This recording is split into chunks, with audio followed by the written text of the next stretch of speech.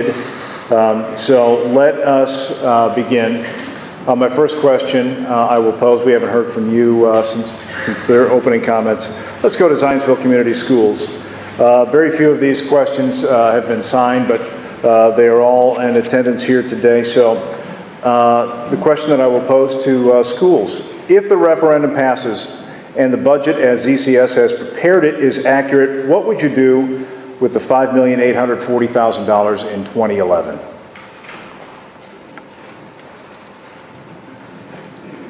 We pay our bills.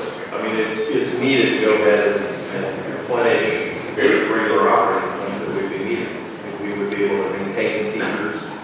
We would restore, them to a funding situation. But the money has to be segregated and used for general fund purposes. So we're not very quickly. We're never going to get back to the school district we were prior to this.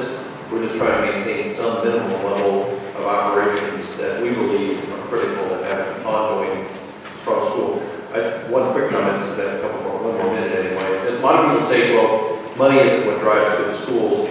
I would tend to agree that the single biggest factor is you out there that have students send us the best students. They're well prepared, ready to study. There's no denying that. We've got very dedicated teachers. But you can't continue to cut programs, not compensate your teachers fairly, not compensate your administrators fairly, and do that over an extended period of time and expect to maintain the quality of the district. So all we would do is we'd spend it on these standard operating expenses that we feel obligated to incur to keep the schools at the level they're at. Anybody else on the panel?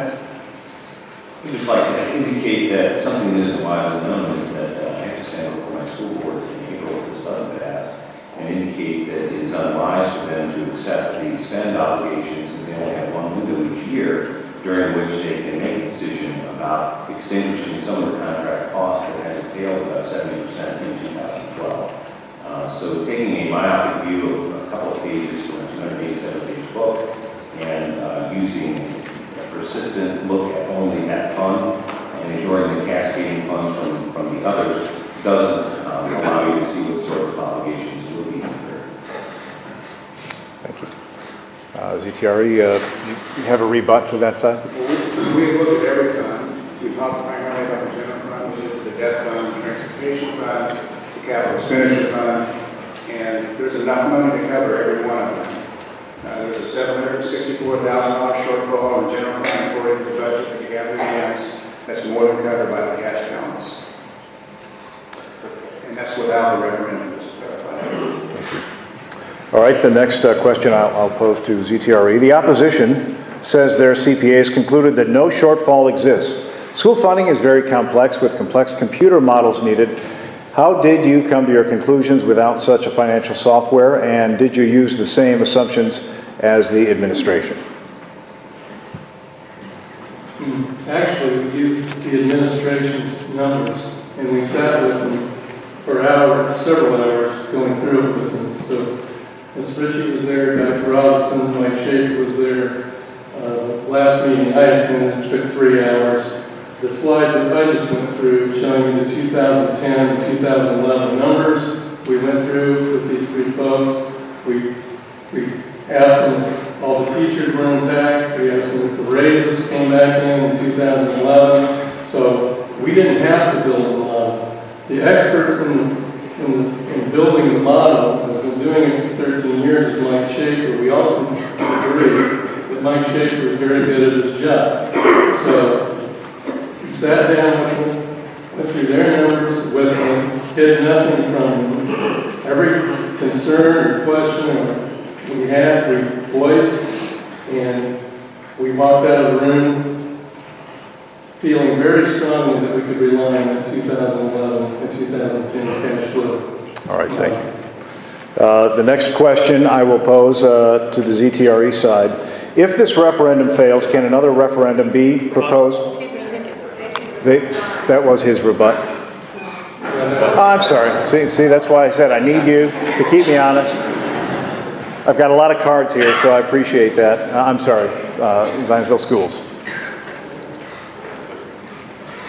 Well, if I may, I certainly don't know what computer software that Mr. Bash and Mr. Martin used to work their numbers on. Obviously, used PowerPoint. reviews and doesn't do well in crunching numbers, whatever program reviews that we come to conclusions that are obviously the opposite of those that we have. And I will say that the school corporation's budget does take a pretty heavy-duty amount of number crunching. When you actually look at the budget documents themselves, pages 215 and 16 out of the budget book, in fact, are not budget documents. We're not submitted to the state. And when we talk about the actual budget being right or wrong, that is the state forms 1 through 5 that we've already submitted to the DLGF. All right, thank you very much. All right, so this would go to the schools then, if we're following the logic there. The question is this: if the money is not taken in any given year, will it be returned to the taxpayers? If so, how? If not, what will be done with it?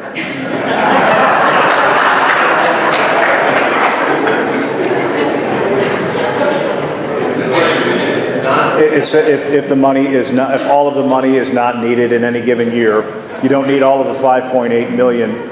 Right. What will happen with the balance? Each year stands on its own. So the way the budget's, you're required in the referendum year to plug in the entire amount. Let's say that there's a miraculous recovery in the economy, don't doubt it, but let's say there is, and the school does significant, schools do get a restoration of cuts that are, we've been told to anticipate. What would happen is you'd have a surplus that could wind up at the end of the year. The next year when the budget's prepared, you're in a situation where you would just say, okay, we've got going into the year, we do have a surplus. Let's say we have $1 billion left over. We would whack that off the budget when it comes to figuring out what the assessment is the next year to draw a referendum. That's why I said it's not 170 a referendum. That's why quoting $41 million is a little irresponsible. It's 7 one-year items that are each evaluated independently each year in the budgetary process. It's totally public, has public input. So what would happen is it would come back next year. I hate to use this term, but it's bad. The worst case is we have a short-term interest-free loan for the taxpayer for a year. Anyone else? A rebuttal, sir. Or ma'am.